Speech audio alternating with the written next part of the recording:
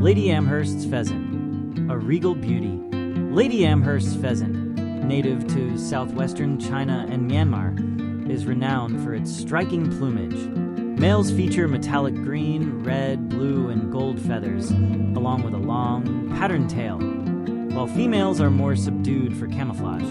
Known for their elusive nature, they inhabit dense forests and bamboo thickets. These omnivorous birds forage on seeds, insects, and fruits. Named after Lady Amherst, a British naturalist, they symbolize elegance and are highly prized in aviculture.